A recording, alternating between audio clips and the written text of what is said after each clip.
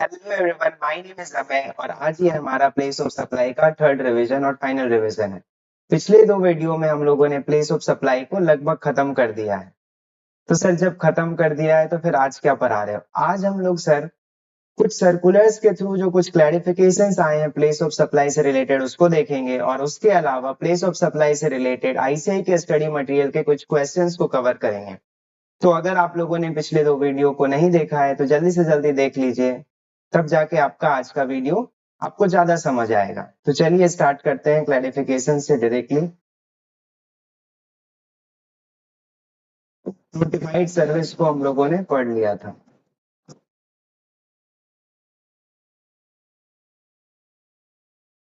First clarification, place of supply for services provided by port authorities. Services supplied by port authorities relating to cargo handling. तो sir, cargo handling से related जो services port authorities provide कर रही है उसका place of supply कैसे determine होगा? क्या वो उस प्रोविजन से डिटरमाइन होगा कि कार्गो हैंडलिंग सर्विस से रिलेटेड जो सर्विसेज है वो मूवेबल प्रॉपर्टी से रिलेटेड सर्विसेज है, तो उस हिसाब से उसका प्लेस ऑफ सप्लाई डिटरमाइन होगा, या कैसे होगा? तो इससे रिलेटेड क्लैरिफिकेशन है कि सर वो इमूवेबल प्रॉपर्टी से डायरेक्टली रिलेटेड सर्विसेज नहीं है, और चूंकि इमूवेबल प्रॉपर्टी से रिलेटेड डायरेक्टली रिलेटेड सर्विसेज नहीं है और कहीं भी उसका अलग से कोई प्लेस ऑफ सप्लाई प्रोविजंस नहीं दिया हुआ है, तो इसीलिए वो डिफॉल्ट प्रोविजन से डिटरमाइन किया जाएगा। नेक्स्ट केस है सर सॉफ्टवेयर डिजाइन सर्विस। इसका एग्जाम्पल देखते हैं तब समझ आएगा। कुछ इंडियन कंपनी है, इंडियन कंपनी है और यहाँ पे फॉरेन क्लाइंट्स हैं। इंडियन कंपनी फॉरेन क्लाइंट्स को सॉफ्टवेयर डिजाइन सर्विसेज दे रही है।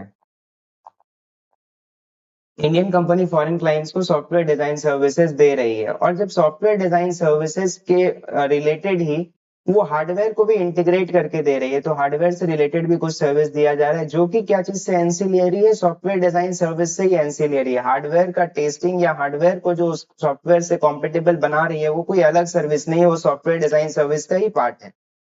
तो इससे रिलेटेड क्या होता है, जो बाहर के क्लाइंट्स हैं वो कभी कभी प्रोटोटाइप हार्डवेयर या टेस्ट किट्स इंडियन कंपनी को प्रोवाइड करती है टेस्टिंग के लिए, ताकि और ज्यादा हार्डवेयर जो है कॉम्पेटेबल हो पाए उस सॉफ्टवेयर के साथ।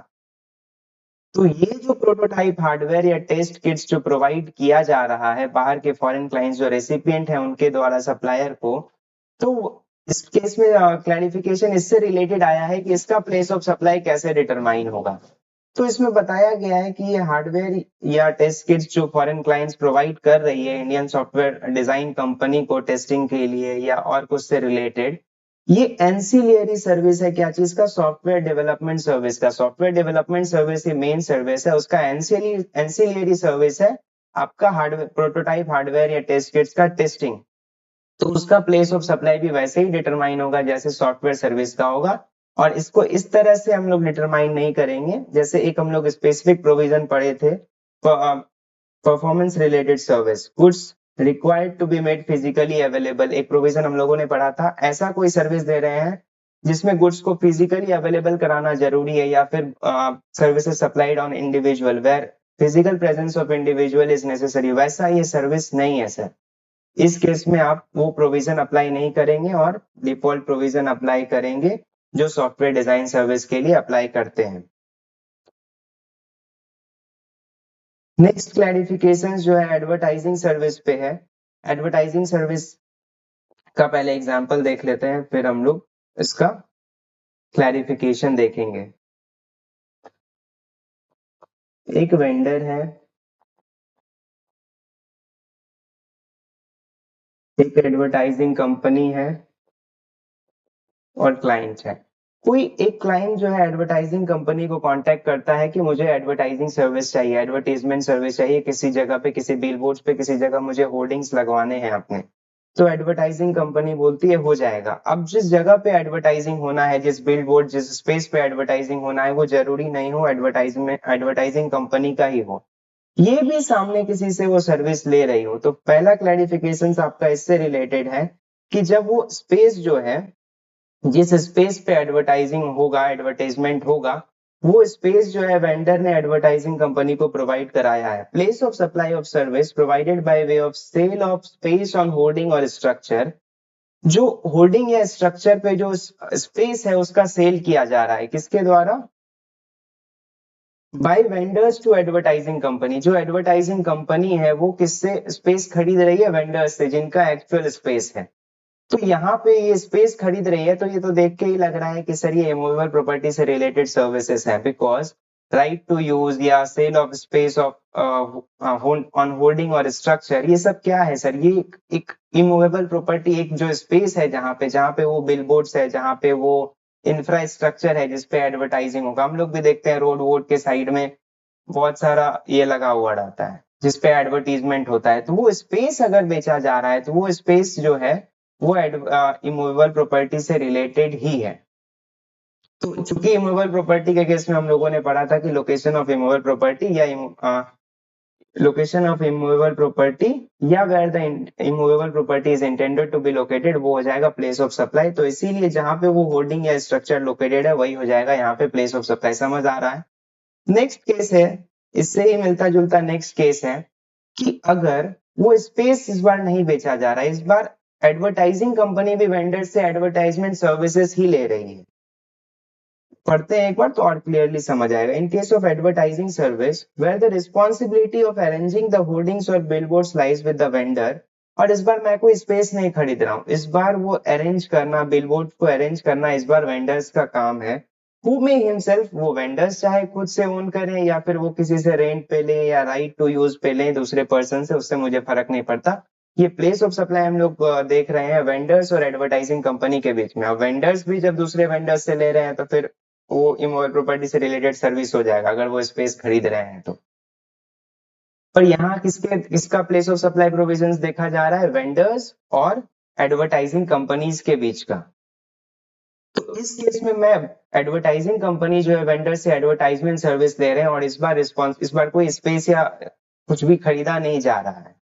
The vendor is responsible for display of the advertisement of the advertising company at the said location. Vendors responsible है advertisement के लिए। In this case, advertising service is being provided by the vendor to the advertising company, and there is no supply or sale of space or sale of right to use the space on hoarding a structure by the vendor to the advertising company for display of their advertisements. इस बार कोई right नहीं खरीदा जा रहा है, कोई space नहीं बेचा जा रहा है, तो इस बार क्या होगा? इस बार इमूवेबल प्रॉपर्टी से डायरेक्टली रिलेटेड कोई सर्विस नहीं दिया जा रहा है और इसलिए इस बार प्लेस ऑफ सप्लाई क्या होगा? डिफॉल्ट प्रोविजन के हिसाब से डिटरमाइन करेंगे। समझ आया यहाँ तक? नेक्स्ट केस देखते हैं।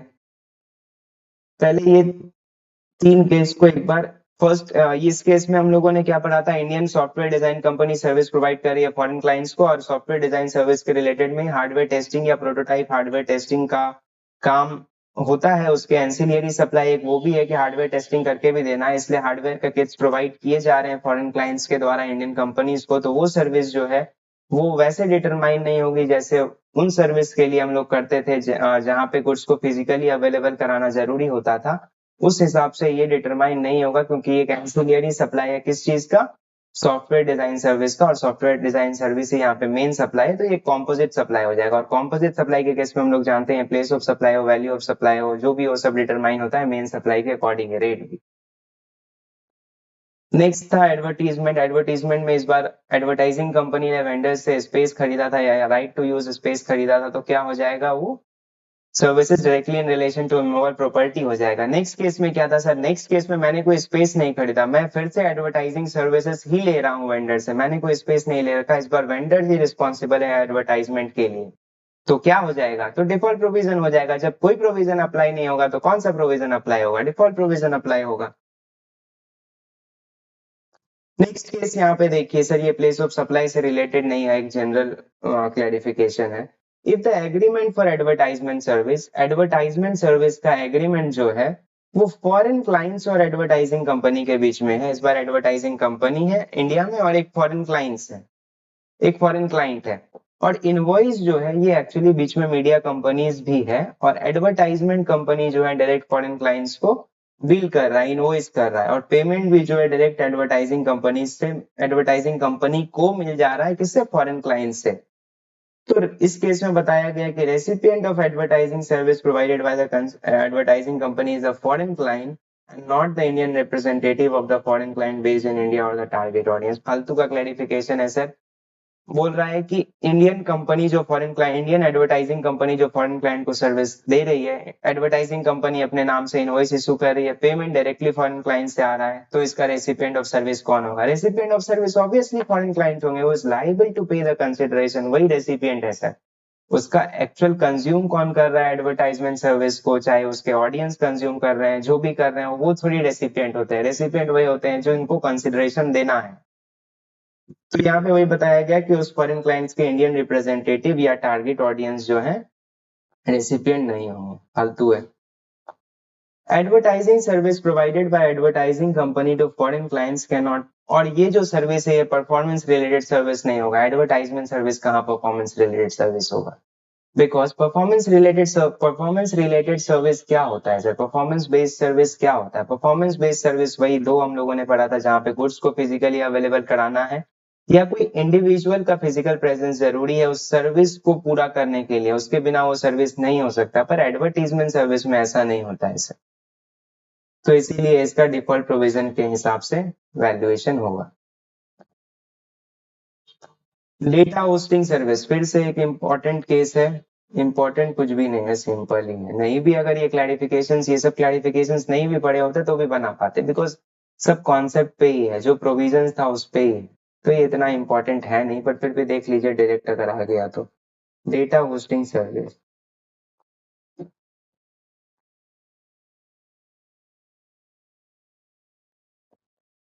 इंडियन कंपनी फॉरेन कंपनी को डेटा होस्टिंग सर्विस प्रोवाइड कर रही है, उनका डेटा स्टोर कर रही है कहाँ पे सर? इंडिया में। तो डेटा होस्टिंग सर्विस कौन प्रोवाइड कर रहा है? इंडियन कंपनी प्रोवाइड कर रही है फॉरेन कंपनी को। क्या सर्विस प्रोवाइड कर रही है? Data hosting service.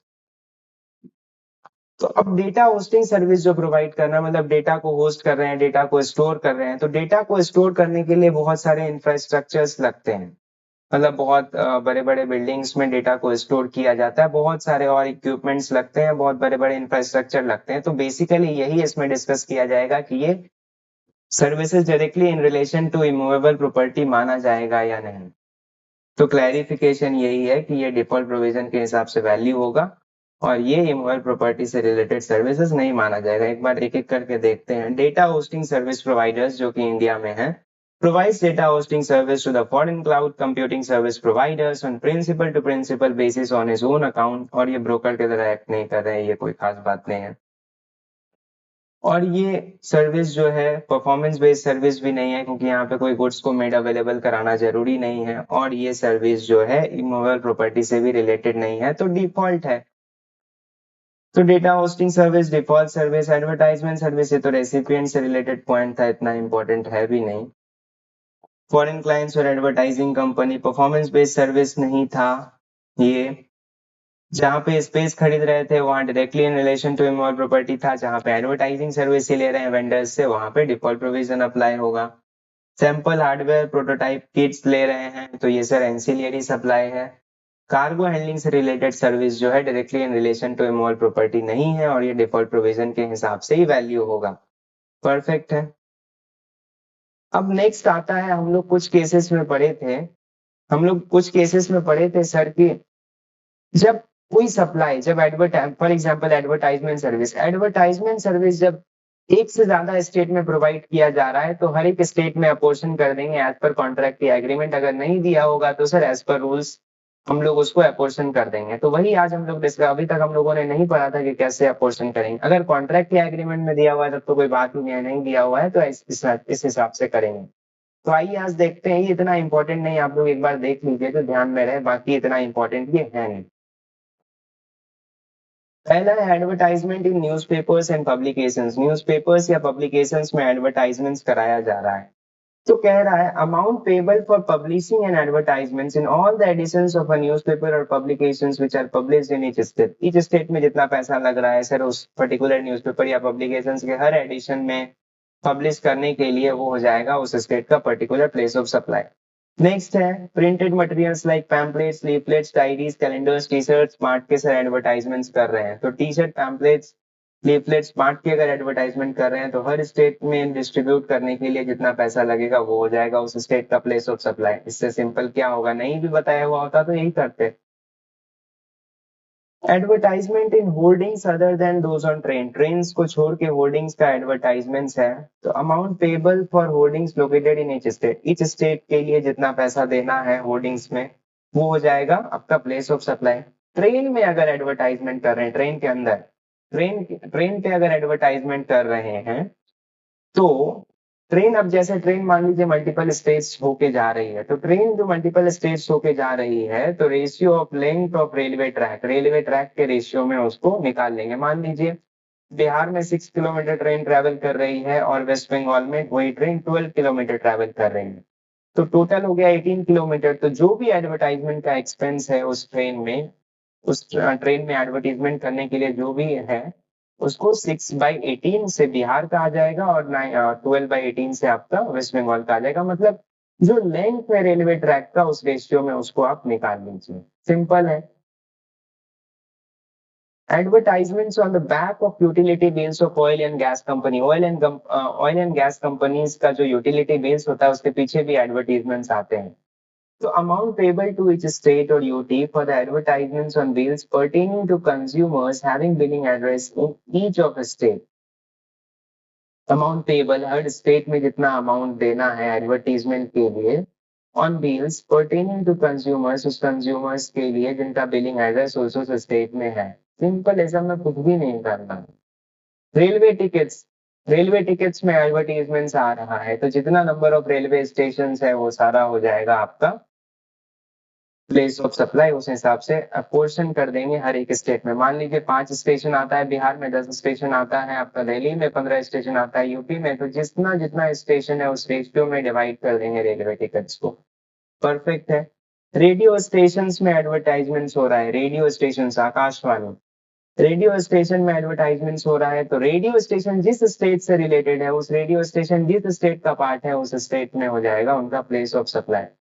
Cinema halls, तो सिनेमा हॉल एक स्टेट में सिनेमा हॉल के लिए, सिनेमा हॉल्स या मल्टीप्लेक्स के लिए जितना पैसा देना हो पड़ रहा है वही हो जाएगा प्लेस ऑफ सप्लाई। परफेक्ट है यहाँ तक। एडवर्टाइजमेंट ऑन टेलीविजन चैनल्स, जब टेलीविजन चैनल्स पे एडवर्टाइजमेंट हो रहा है तो रेसिपिएंट इतना आसानी से पता नहीं हो सकता है, तो उसको कैसे पता करेंगे। व्यूअरशिप जो है, जो उस टेलीविजन चैनल्स के जो व्यूअरशिप है उसको कैसे निकालेंगे। चैनल व्यूअरशिप फिगर्स पब्लिश करती है BARC, broadcast audience research council जो है व्यूअरशिप फिगर्स प्रेजेंट करती है। जब आप लोग न्यूज में भी देखते होंगे हम है नंबर वन तो हम है नंबर वन, तो कैसे व्यूअरशिप फिगर्स पे ही पता चलता है। तो व्यूअरशिप फिगर्स जो है ले लेंगे, किससे ले लेंगे, ब्रॉडकास्ट ऑडियंस रिसर्च काउंसिल जो प्रेजेंट करती है उससे ले लेंगे। तो figures for the last week of a given quarter is used for calculating viewership for the succeeding quarter। एक कोई गिवन क्वार्टर का लास्ट वीक का फिगर ले लेंगे और उससे अगले क्वार्टर के लिए कैलकुलेट करेंगे। अब जो व्यूअरशिप आया वो अगर एक से ज्यादा स्टेट से रिलेटेड है तो फिर पॉपुलेशन के रेशियो में, लेटेस्ट सेंसस के पॉपुलेशन के रेशियो में उसको निकाल लेंगे। समझ में आ रहा है यहाँ तक। मान लीजिए यहाँ पे आ गया 1 करोड़ व्यूअरशिप है बिहार प्लस बंगाल के लिए। बिहार प्लस बंगाल के लिए 1 करोड़ व्यूअरशिप अगर आ गया कोई भी चैनल का, तो अब इसको फिर से बिहार और वेस्ट बंगाल के पॉपुलेशन के रेशियो में इसको एपोर्शन करेंगे, क्योंकि व्यूअरशिप तो पता ही नहीं है। व्यूअरशिप तो कॉन्सोलिडेटेड आ गया कि 2 स्टेट का इतना है। अब इस 2 स्टेट को फिर से तो हमको स्टेट में अपोर्शन करना है। जब स्टेट में अपोर्शन करना है तो फिर लेटेस्ट सेंसस के हिसाब से जो पॉपुलेशन है, मान जितना पॉपुलेशन आया उस हिसाब से उसका व्यूअरशिप आ गया। मान लीजिए वेस्ट बंगाल में ज्यादा पॉपुलेशन है अगर फॉर एग्जाम्पल, तो वेस्ट बंगाल का व्यूअरशिप ज्यादा निकलेगा। और ऑब्वियस ऑब्वियस भी है कि जिस स्टेट में ज्यादा पॉपुलेशन है उस स्टेट में ज्यादा व्यूअर्स होंगे। अगर डायरेक्टली व्यूअर्स का डेटा अवेलेबल नहीं है तो, है तो फिर तो कोई बात ही नहीं।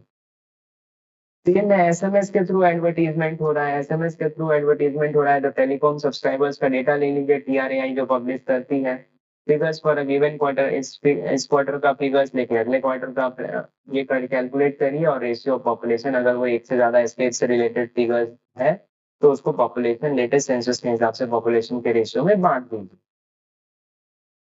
इंटरनेट पे एडवर्टीजमेंट हो रहा है, इंटरनेट पे एडवर्टीजमेंट का मतलब पूरे इंडिया में एडवर्टीजमेंट हो रहा है, इंटरनेट लिमिटेड नहीं है। तो इंटरनेट सब्सक्राइबर्स का फिगर ले लीजिए, TRAI जो पब्लिश करती है लास्ट क्वार्टर के बेसिस पे, सक्सीडिंग फाइनेंशियल, इसमें फाइनेंशियल ईयर के लास्ट क्वार्टर के बेसिस पे सक्सीडिंग फाइनेंशियल ईयर का कैलकुलेट होगा, रेशियो ऑफ पॉपुलेशन अगर वो एक स्टेट से ज्यादा है तो the ratio of subscriber figures जो कैलकुलेटेड अमाउंट टेबल्स ऑन, तो जो रेशियो निकला उसको अमाउंट से मल्टीप्लाई कर देंगे तो आ जाएगा, वो तो पता ही है।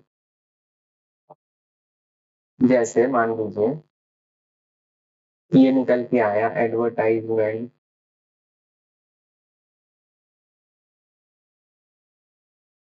जैसे एडवर्टाइजमेंट का कॉस्ट है 100 दिया। अब फॉर एग्जांपल मान लीजिए आ गया इंटरनेट सब्सक्राइबर है मान लीजिए 10 CR, ठीक है। अब पॉपुलेशन मान लीजिए ये 3 स्टेट का है, एक स्टेट का पॉपुलेशन 3 करोड़, ये 2 करोड़, ये 5 करोड़। ये इजी इजी ले रहे हैं ताकि कैलकुलेट करने में मुझे आसानी हो, बाकी आप कोई भी डेटा पे कर दीजिए। तो टोटल पॉपुलेशन 10 करोड़ है, इसका रेशियो क्या हो गया 3/10, इसका 2/10 और इसका 5/, लास्ट पॉइंट यही बोल रहा था सर कि इस रेशियो को अब हम मल्टीप्लाई करेंगे 3/10 इंटू 100 CR, तो मेरा इस पर्टिकुलर स्टेट का वैल्यू ऑफ सप्लाई आ जाएगा 30 करोड़। इसी तरह से 2/10 इंटू 100 CR तो 20 करोड़, इसी तरह 5/10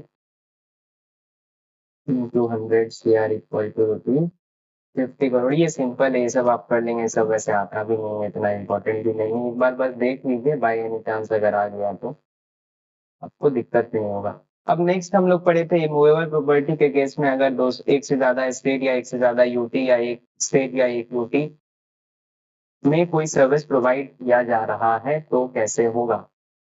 तो services provided by way of lodging accommodation by hotels in guest house, अगर वो जो है and its ancillary service lodging accommodation by hotels in guest house और उससे एंसिलियरी सर्विस एक से ज्यादा स्टेट में दिया जा रहा है, तो number of night stays, number of nights stayed in such property, number of nights के हिसाब से स्टेट वाइज डिवाइड कर लेंगे। एक ही प्रॉपर्टी अगर दो स्टेट में लोकेटेड नहीं है तो ऐसे निकलेगा, मान लीजिए एक ही दो प्रॉपर्टी है अलग अलग स्टेट में लोकेटेड है, तो नाइट्स, नंबर ऑफ नाइट्स आप जहां जहां जितना स्टे किए उस हिसाब से उसका प्लेस ऑफ सप्लाई निकल जाएगा। पर अगर एक ही प्रॉपर्टी है जो दो स्टेट में है तो उसका एरिया के हिसाब से निकाल लीजिए, मान लीजिए 500 स्क्वायर मीटर है इस स्टेट में और 600 है दूसरे, तो इस रेशियो में आप कैलकुलेट कर लीजिए।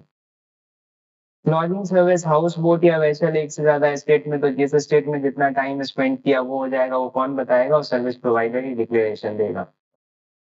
ऑर्गेनाइजेशन ऑफ एन इवेंट और ancillary service related to an organisation of an event और स्पॉन्सरशिप टू एन इवेंट कैसे होगा, general accounting accepted accounting principles के हिसाब से स्टेट में डिवाइड कर दीजिए, सिंपल है। Lease circuit installed in more than one state और यूटी, लीज सर्किट को जो है एक से ज्यादा स्टेट में इंस्टॉल किया गया है तो number of points line in एक स्टेट या यूटी के केस से निकाल लीजिए। अब इसमें कुछ एक्सप्लेनेशन है कि in the case of a circuit between 2 points और प्लेस, 2 पॉइंट या प्लेस के बीच में एक सर्किट अगर है तो स्टार्टिंग पॉइंट और एंड पॉइंट जो है दो पॉइंट होगा, अगर बीच से भी कोई सर्किट कनेक्ट किया गया और वहां से भी लीज सर्किट प्रोवाइड किया जा रहा है तो उसको भी अलग पॉइंट कंसिडर करेंगे, सिंपल है। Performance based service, performance based service क्या था, इतना बार आप पढ़ लिया अब तो याद भी हो गया होगा कि परफॉर्मेंस बेस्ड सर्विस वही सर्विस जहां पे गुड्स को फिजिकली अवेलेबल कराना जरूरी है या इंडिविजुअल का फिजिकल प्रेजेंस जरूरी है, सिंपल है। तब तब जाके वो सर्विस को प्रोवाइड किया जा सकता है।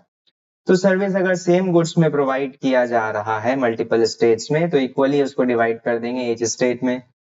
अगर डिफरेंट गुड्स पे प्रोवाइड किया जा रहा है तो उसको इनवॉइस वैल्यू ऑफ गुड्स के हिसाब से उसको अपोर्शन कर देंगे, इंडिविजुअल्स को किया जा रहा है तो general account accepted accounting principles, simple था। क्लैरिफिकेशंस अपॉर्शनमेंट्स दोनों देख लिए। अब दो प्रोविजन आता है यहाँ पे एक OIDAR सर्विस से रिलेटेड आता है। OIDAR सर्विस के बारे में मैंने आपको ज्यादा नहीं बताया था, बस प्लेस ऑफ सप्लाई प्रोविजंस हमने डिस्कस कर लिया था और मैंने आपको बताया था कि अभी आज हम लोग उसके बारे में डिस्कस करेंगे कि OIDAR सर्विस होता क्या। तो इस केस में दो ये प्लेस ऑफ सप्लाई से ज्यादा रिलेटेड नहीं है, ये बस बताया गया है सेक्शन 14 और सेक्शन 14A। इसमें OIDAR सर्विस और ऑनलाइन गेमिंग सर्विस से रिलेटेड किस सप्लायर को टैक्स का पेमेंट करना होगा इंडिया में कुछ केसेस में, वो हम लोग आगे डिस्कस करेंगे। तो ये टैक्स का पेमेंट से ज्यादा रिलेटेड। सेक्शन 14 हम लोग देखते हैं, payment of tax by supplier of OIDAR services. OIDAR का फुल फॉर्म क्या हो गया? Online information and database access और retrieval services supplied to non taxable online recipient. तो कैसा सर्विस प्रोवाइड किया जा रहा है सर? OIDAR सर्विस प्रोवाइड किया जा रहा है। कौन प्रोवाइड कर रहा है? By any person located in non taxable territory. जो सप्लायर ऑफ सर्विस है वो कहाँ पे लोकेटेड है? वो नॉन टैक्सेबल टेरिटरी में लोकेटेड है, मतलब इंडिया में लोकेटेड नहीं है। और वो किसको प्रोवाइड कर रहे हैं service? Non taxable online recipient. तो OIDAR सर्विस प्रोवाइड किया जा रहा है। कौन कर रहा है? एक ऐसा सप्लायर जो नॉन टैक्सेबल टेरिटरी में लोकेटेड है। किसको प्रोवाइड कर रहा है? जो एक नॉन टैक्सेबल ऑनलाइन रेसिपिएंट है।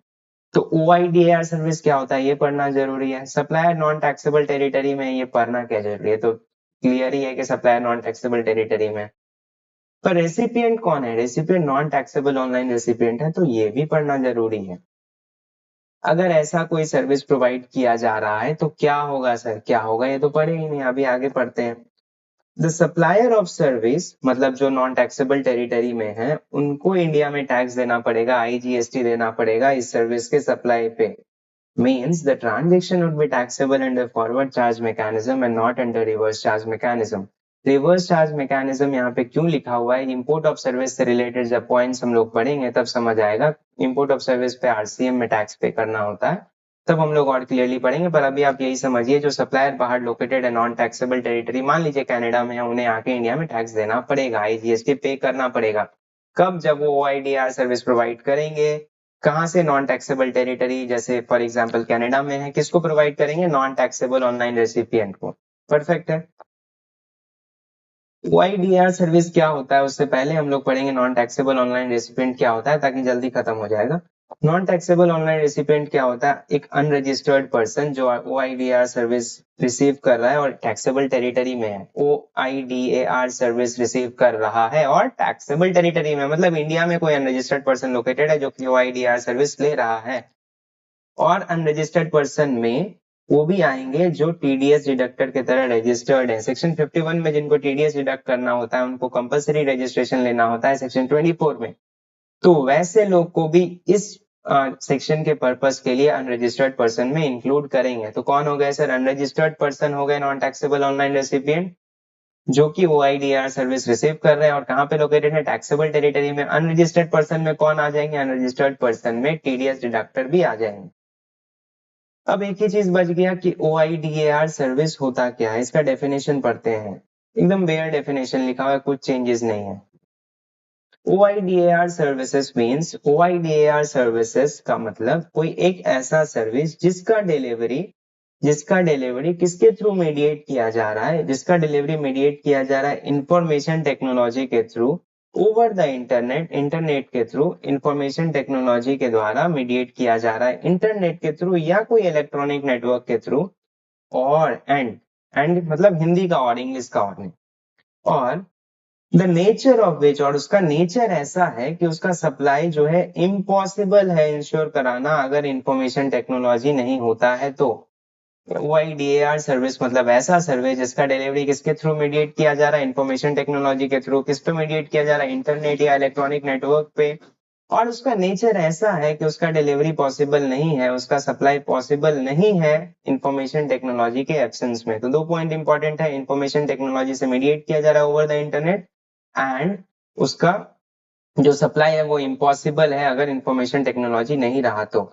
And includes electronic service, electronic service include होगा इसमें कौन कौन, जैसे बताया गया है कुछ कुछ, सच एज, मतलब ये तो होगा ही, इसके अलावा भी हो सकता है। इंक्लूसिव डेफिनेशन लास्ट में, इंक्लूसिव इलेक्ट्रॉनिक सर्विस यूज किया गया है, मतलब इसके अलावा भी हो सकता है, ये तो होगा ही। एक्सक्लूसिव होता मतलब जितना दिया हुआ है उतना ही होगा। Includes advertising on the internet, internet पे एडवर्टाइज कर रहे हैं, प्रोवाइडिंग क्लाउड सर्विस, इंटरनेट पे ही होगा। Provision of e books, movie, music, software and other intangibles through telecommunication network और इंटरनेट, परफेक्ट है, सभी होगा। प्रोवाइडिंग डेटा और इंफॉर्मेशन रिट्राइवल और otherwise to any person, online supplies of digital, online होगा तो सर OIDR सर्विस ही होगा। Digital data storage, online gaming excluding online money gaming, क्योंकि ऑनलाइन मनी गेमिंग के लिए तो अलग से प्रोविजन है और वो एक्शनेबल क्लेम्स में है। कुछ एग्जांपल्स है CBIC के द्वारा ही दिया गया है। CBIC जो एग्जांपल्स दी है इसमें वो 2 क्राइटेरिया पे इसको ब्रेक की है सर्विस को, तब जाके दोनों क्राइटेरिया अगर फुलफिल हो गया है तो OIDR सर्विस वो हो जाएगा। पहला क्या है, whether provision of service mediated by information technology over the internet और एन इलेक्ट्रॉनिक नेटवर्क, डेफिनेशन से ही चुराया है। क्या था डेफिनेशन, जिसका डिलीवरी मीडिएट किया जा रहा है इंफॉर्मेशन टेक्नोलॉजी के द्वारा ओवर द इंटरनेट और एन इलेक्ट्रॉनिक नेटवर्क, वही है। सेकंड क्या था, जिसका सप्लाई इम्पॉसिबल है विदाउट इंफॉर्मेशन टेक्नोलॉजी। तो उसका इम्पॉसिबल को ये लोग ऐसे देख रहे हैं वेदर इट इज ऑटोमेटेड, वो ऑटोमेटेड है या नहीं, और वो इम्पॉसिबल है कि नहीं इंफॉर्मेशन टेक्नोलॉजी के एब्सेंस में। अगर इम्पॉसिबल हो जाएगा तो वो IDR सर्विस हो जाएगा।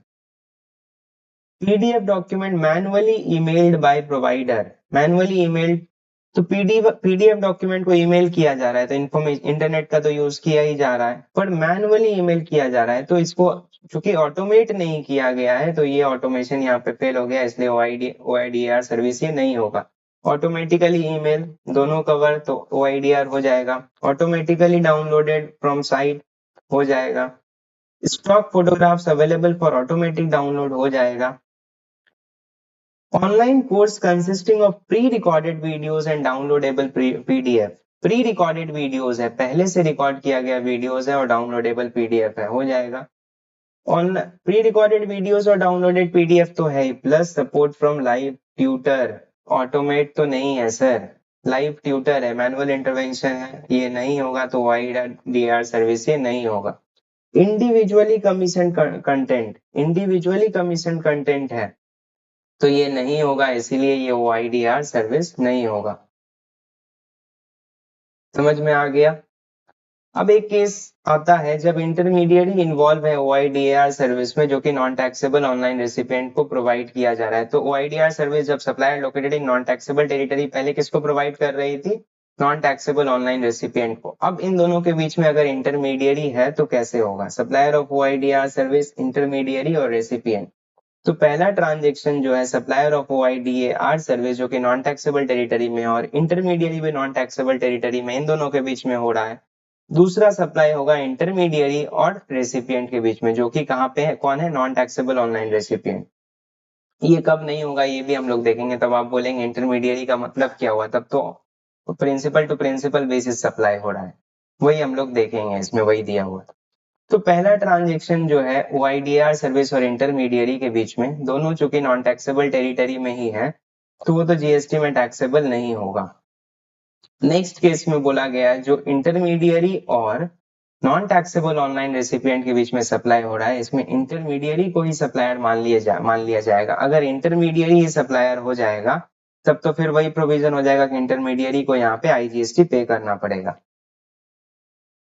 क्रक्स ऑफ ट्रांजेक्शन 1 एंड 2 यही है कि इंटरमीडिएरी को फॉरवर्ड चार्ज में टैक्स देना पड़ेगा और इंटरमीडिएरी को ही सप्लायर मान लिया जाएगा। पर इसमें एक नोट दिया गया है, स्पेशल नोट नहीं है, बेसिकली इसका मतलब कब इंटरमीडिएरी को टैक्स नहीं देना है वो बताया गया है। The special provision of intermediary is not applicable. Intermediary sir intermediary की तरह अगर एक्ट करेगा तो फिर उसको टैक्स नहीं देना है।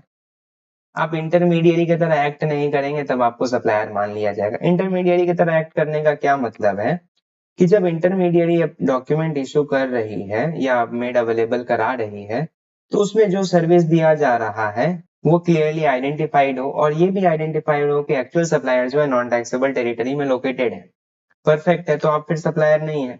इंटरमीडिएरी पैसा कलेक्ट नहीं करती है, ना ही रिस्पॉन्सिबल है पैसा कलेक्ट करने के लिए या पैसा पे करवाने के लिए। जब इंटरमीडिएरी को कोई मतलब ही नहीं है पैसा से, इनवॉइस वो इशू नहीं कर रही है अपने नाम पे, तो फिर क्या दिक्कत है, वो डिलीवरी ऑथराइज नहीं कर रही, मतलब आप इंटरमीडिएरी, एक्चुअल सप्लायर और एक्चुअल रेसिपिएंट कोई और है। General terms and conditions of supply जो है सप्लायर और रेसिपिएंट आपस में मिलकर तय कर लेंगे, आपको तय नहीं करना है, आपको डिसाइड नहीं करना है, आप इंटरमीडिएरी रहिए ना। तो क्या था सर, इंटरमीडिएट, अगर सप्लायर और रेसिपिएंट आपस में नॉर्मल ट्रांजेक्शन कर रहे हैं तो आप इंटरमीडिएट, आप अगर ऐसे एक्ट करेंगे कि आप अपने नाम पे इनवॉइस इशू कर दिए, आप पेमेंट उसका पेमेंट के लिए रिस्पॉन्सिबल है, आप अगर general terms and conditions decide कर रहे हैं, तब तो सर आप इंटरमीडिएट ही नहीं है, तब तो आप ही सप्लायर, तब आपको टैक्स देना पड़ेगा। अगर आप ये सब कंडीशन फुलफिल कर लिए तब आप इंटरमीडिएट ही है, तब एक्चुअल सप्लायर ही टैक्स पे करेंगे। परफेक्ट है यहाँ तक। एक और छोटा सा सेक्शन है इससे रिलेट मतलब वैसा सिमिलर सेक्शन है, supply of online money gaming service provided to a person in taxable territory. यहाँ नॉन टैक्सेबल ऑनलाइन रेसिपिएंट नहीं है, यहाँ कोई भी पर्सन अगर टैक्सेबल टेरिटरी में है, उसको कोई एक ऐसा सप्लायर जो नॉन टैक्सेबल टेरिटरी में है वो सप्लाई कर रहे हैं, मतलब कोई कनाडा से इंडिया में online money gaming service provide कर रहा है, तो इस पे आईजीएसटी लगेगा और फॉरवर्ड चार्ज में टैक्स होगा, मतलब वो सप्लायर को यहाँ पे टैक्स देना पड़ेगा। अब डाउट आता है सर इसका रजिस्ट्रेशन कैसे होगा, मतलब सप्लायर तो बाहर में है, सप्लायर तो इंडिया में नहीं है, तो नॉन टैक्सेबल टेरिटरी में है, तो दोनों ही केस में ओआईडीआर सर्विस का जो स्पेसिफिक केस था और ऑनलाइन मनी गेमिंग का केस में टैक्स कैसे देगा। तो बोला आप यहाँ पे सिंगल रजिस्ट्रेशन ले लीजिए इंडिया में, सिंप्लीफाइड रजिस्ट्रेशन स्कीम के अंदर में, और जो आपको इंडिया में रिप्रेजेंट कर रहे हैं वही टैक्स देंगे। अगर कोई नहीं कर रहे हैं इंडिया में आपको रिप्रेजेंट, तो आपको एक आदमी अपॉइंट करना होगा यहाँ पे आपको रिप्रेजेंट करने के लिए, और वही आईजीएसटी पे करने के लिए रिस्पॉन्सिबल होंगे। परफेक्ट है, यहाँ तक समझ आ गया। हम लोगों का प्लेस ऑफ सप्लाई का पूरा चैप्टर खत्म हो गया। इसमें आपको जो भी डाउट्स या कुछ भी आपको स्पेसिफिक लिखना है, आप ये लास्ट वाले पेज में लिख सकते हैं। ये पेज आपके लिए है, ये आप अपने हिसाब से लास्ट पेज आप अपना अपने हिसाब से अपना नोट्स बनाइए, ठीक है। अब हम लोग क्वेश्चंस पे चलेंगे। प्लेस ऑफ सप्लाई हमारा सारा रिवाइज हो गया पूरा का पूरा। अब हम लोग क्वेश्चंस में चलते हैं।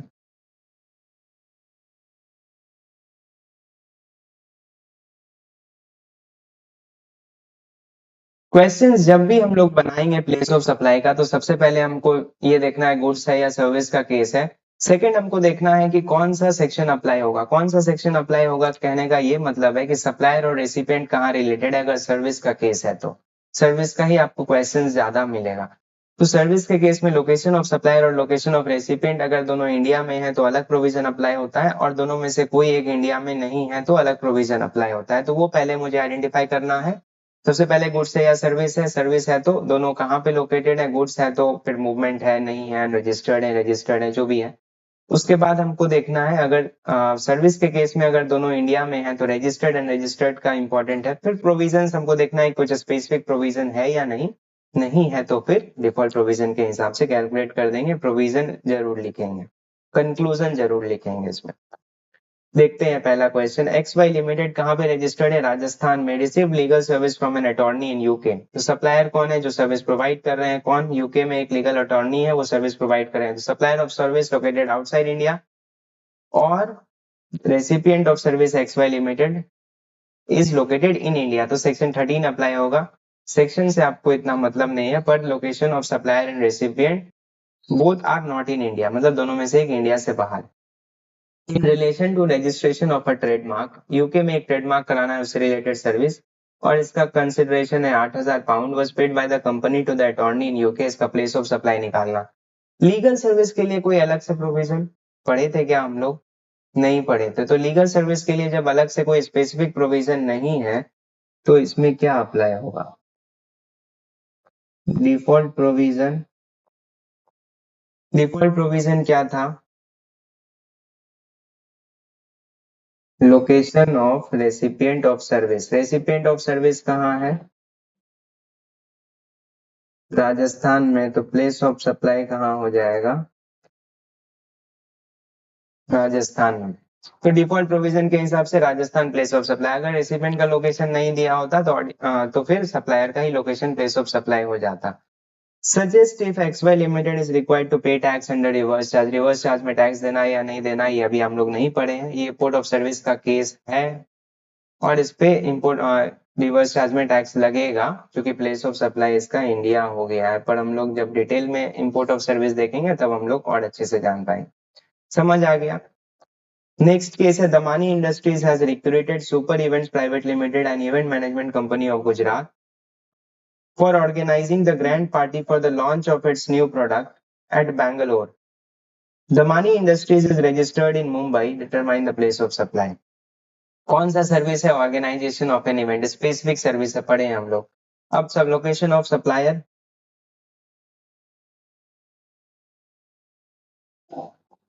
Location of supplier, location of supplier, किस कौन है supplier? Super event private limited, कहाँ पे है? Gujarat. Location of supplier, location of supplier कहाँ पे है? गुजरात में है। सप्लायर कौन है? Super event private limited. Location of recipient कौन है? दमानी इंडस्ट्री, जो सर्विस ले रही है। सर्विस रेसिपिएंट कहाँ पे है? Damani industries is registered in Mumbai, Mumbai, Damani industries. Event कहाँ पे हो रहा है? इवेंट हो रहा है बेंगलोर में। और दमानी इंडस्ट्रीज इज रजिस्टर्ड, ये रजिस्टर्ड है। तो सप्लायर और रेसिपिएंट जब दोनों इंडिया में लोकेटेड हैं, तो ऑर्गेनाइजेशन ऑफ एन इवेंट का प्लेस ऑफ सप्लाई प्रोविजन यही था। अगर रजिस्टर्ड होंगे तो रजिस्टर्ड पर्सन का एड्रेस, अगर अनरजिस्टर्ड होंगे तो जहां पे इवेंट हो रहा है वहीं पे हो जाएगा। तो चूंकि यहाँ पे रेसिपिएंट रजिस्टर्ड है, तो प्लेस ऑफ सप्लाई प्रोविजन क्या होगा? लोकेशन ऑफ रजिस्टर्ड पर्सन, और वो हो जाएगा मुंबई, मुंबई हो जाएगा।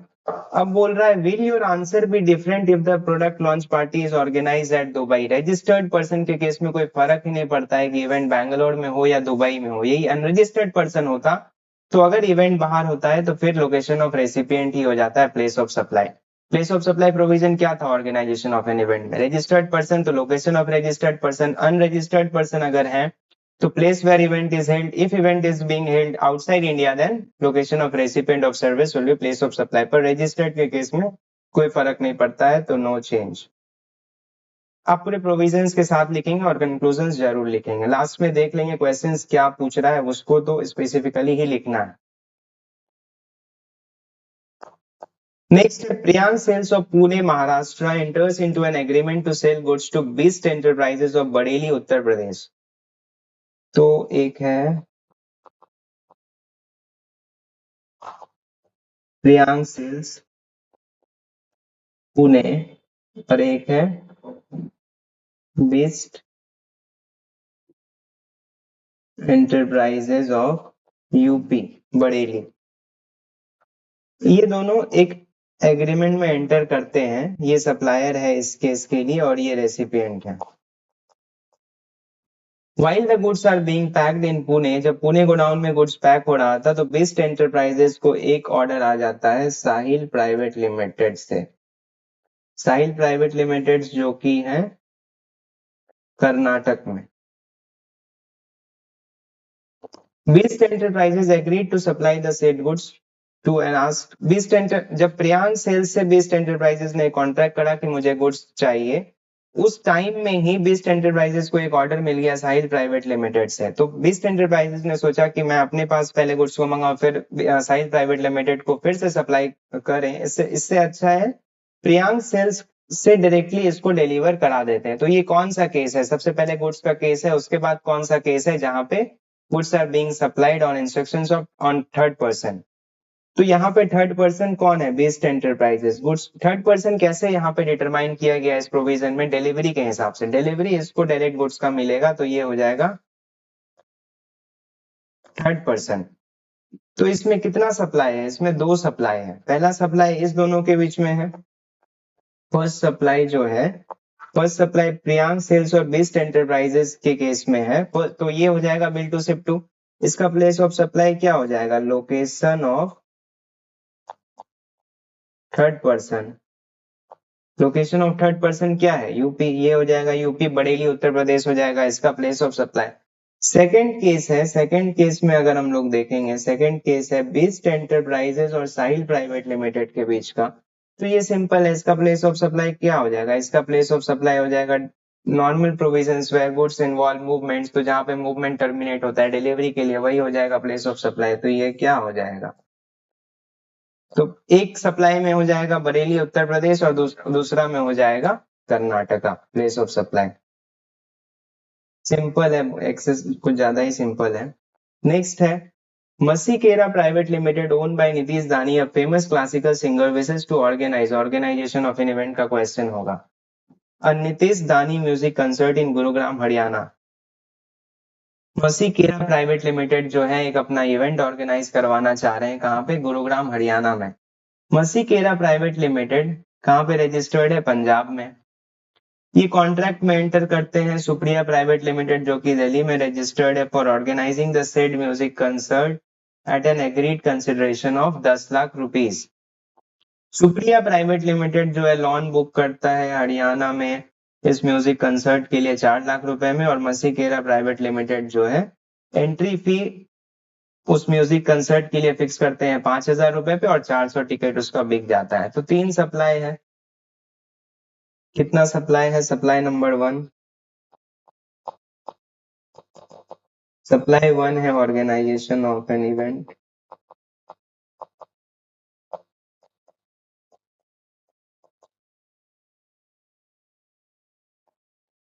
सप्लाई नंबर 2 क्या है? इमूवेबल प्रॉपर्टी से रिलेटेड।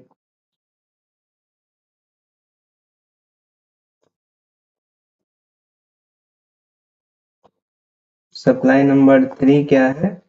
आपका एडमिशन टू एन इवेंट।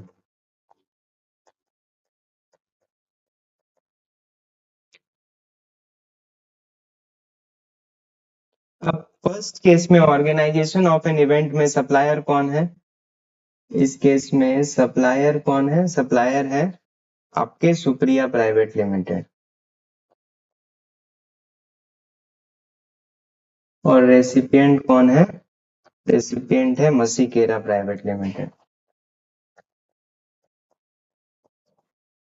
तो ऑर्गेनाइजेशन ऑफ एन इवेंट में क्या था? ऑर्गेनाइजेशन ऑफ एन इवेंट का प्लेस ऑफ सप्लाई हो जाएगा, अगर रजिस्टर्ड पर्सन है तो रजिस्टर्ड पर्सन का एड्रेस ही हो जाएगा प्लेस ऑफ सप्लाई। तो प्लेस ऑफ सप्लाई हो जाएगा लोकेशन ऑफ रजिस्टर्ड पर्सन, कहाँ पे है?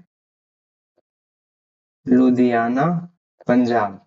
तो सप्लायर लोकेटेड है कहाँ पे? सप्लायर लोकेटेड है दिल्ली में, और रेसिपिएंट लोकेटेड है पंजाब में। तो इंटर स्टेट सप्लाई हो जाएगा, दो डिफरेंट स्टेट, लॉस और पॉस। तो इंटर स्टेट सप्लाई, और इस पे आईजीएसटी लगेगा 10 लाख के ऊपर। टैक्स वैक्स कैलकुलेट करना दूसरे इसमें देख लेंगे, सिंपल है। 10 लाख के ऊपर आप 18% आईजीएसटी लगा दीजिए, तो 1,80,000 रुपये आपका आईजीएसटी निकल के आ जाएगा।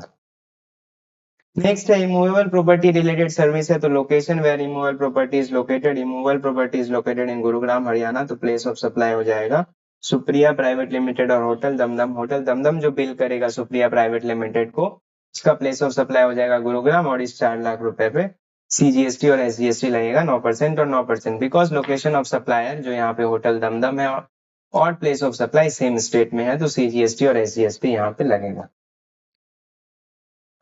तो यहाँ पे हो जाएगा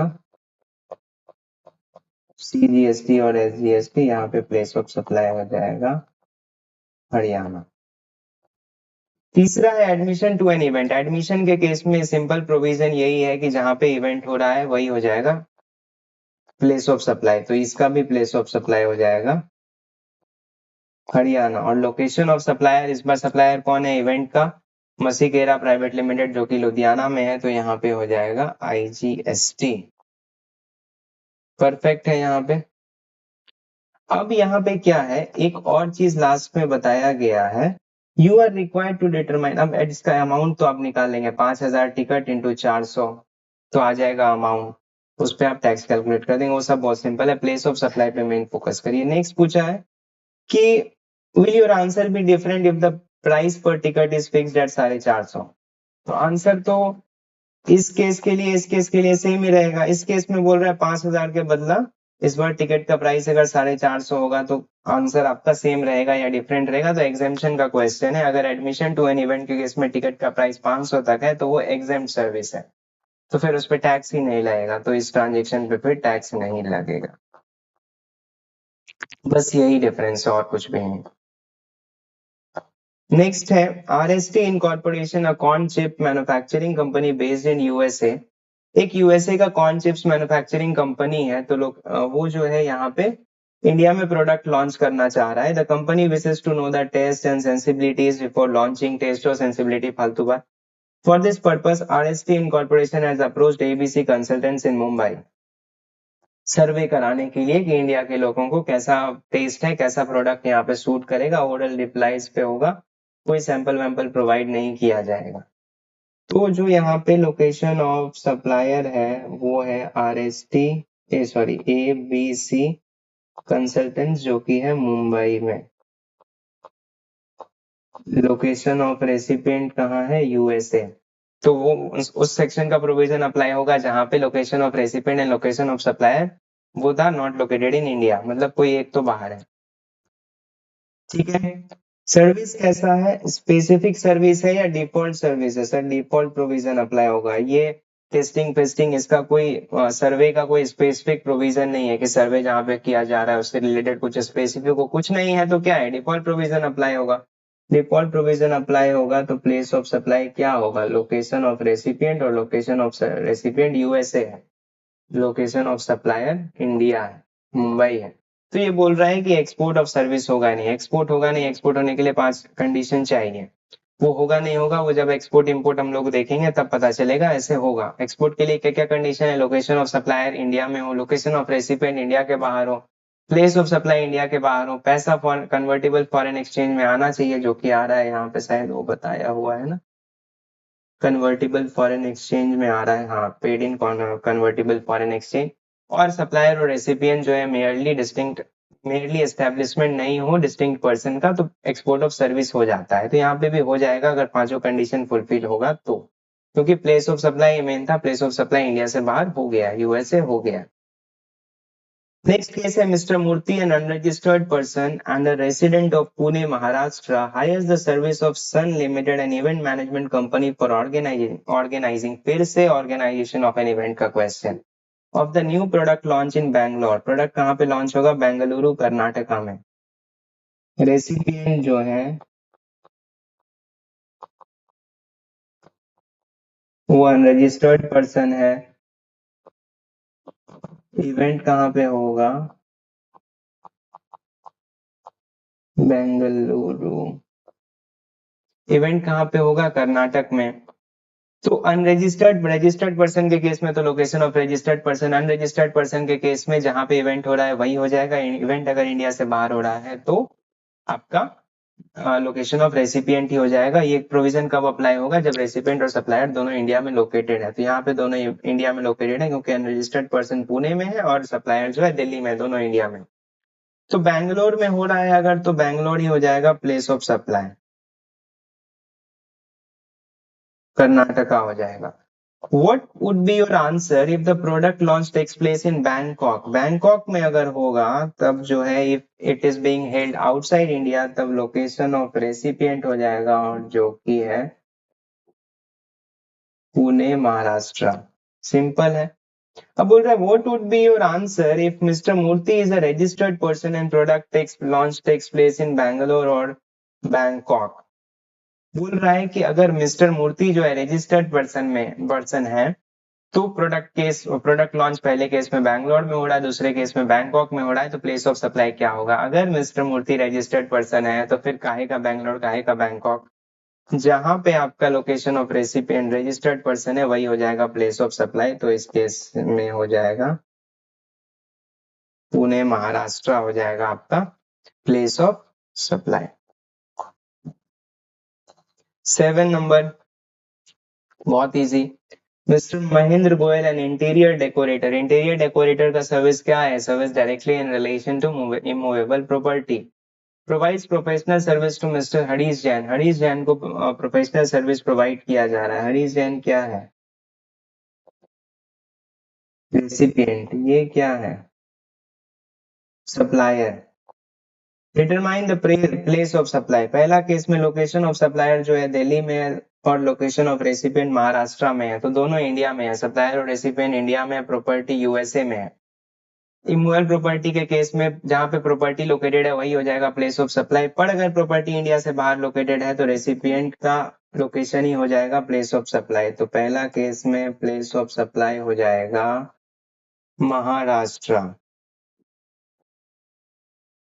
महाराष्ट्र हो जाएगा। दूसरा केस में ये दिल्ली में है, ये न्यूयॉर्क में है, तो सेक्शन 13 में ऐसा कोई प्रोविजन नहीं था कि इंडिया से बाहर लोकेटेड होगा तो क्या होगा, उसमें सिंपल प्रोविजन यही था कि जहां पे आपका प्रॉपर्टी सिचुएटेड है वही हो जाएगा। तो प्लेस ऑफ सप्लाई हो जाएगा इसका फ्रांस, पेरिस।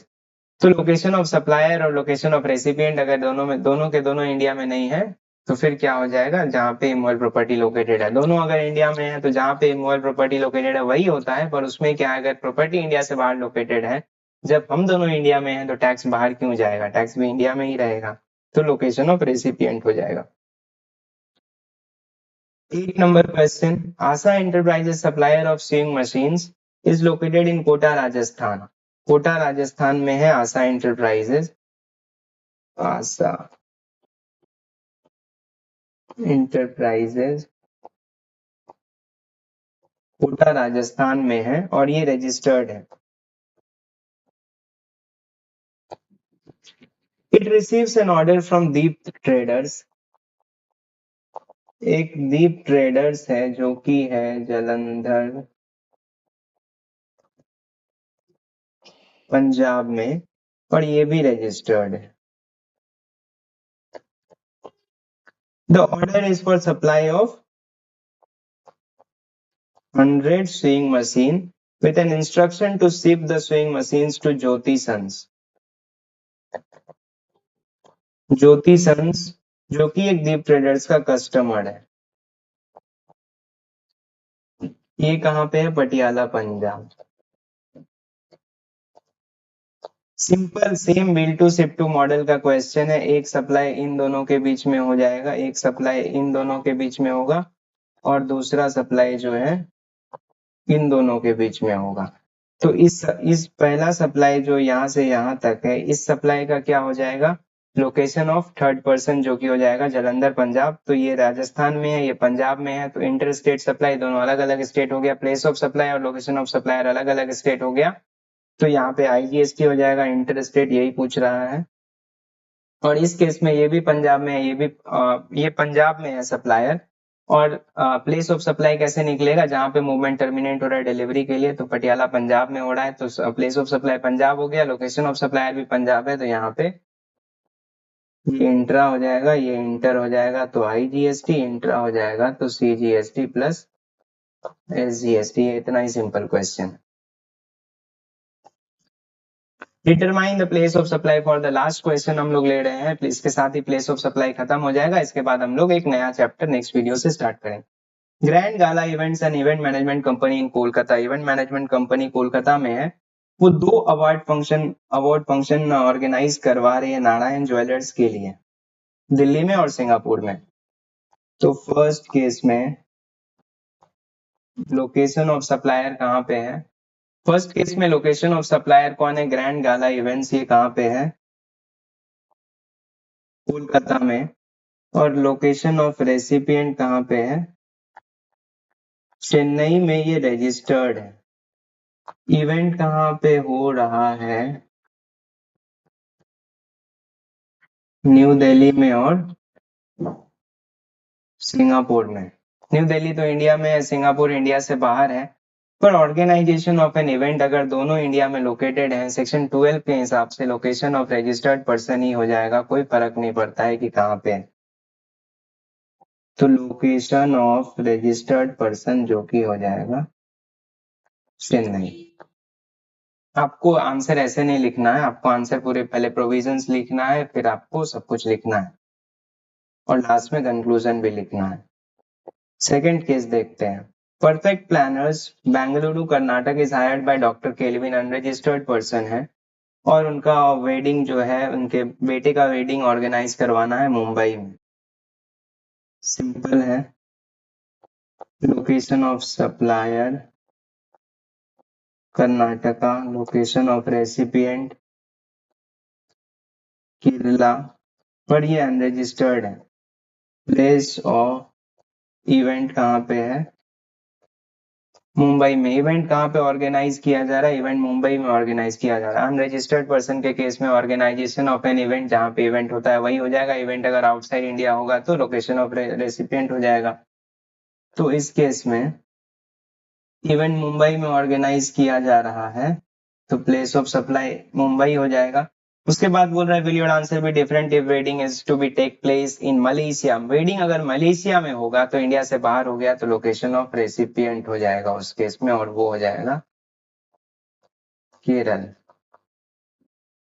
मलेशिया अगर है तो उस केस में प्लेस ऑफ सप्लाई हो जाएगा केरल, अगर मुंबई है तो हो जाएगा मुंबई, क्योंकि अनरजिस्टर्ड पर्सन के केस में location where event is being held, if event is being held outside India then location of recipient will be place of supply. इसी के साथ प्लेस।